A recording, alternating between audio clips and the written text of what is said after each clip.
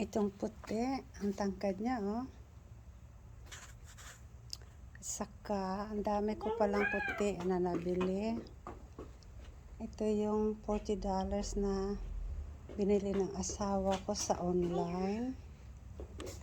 Tapos, ayan o, ang isa pang puti. Mga bagong open sila.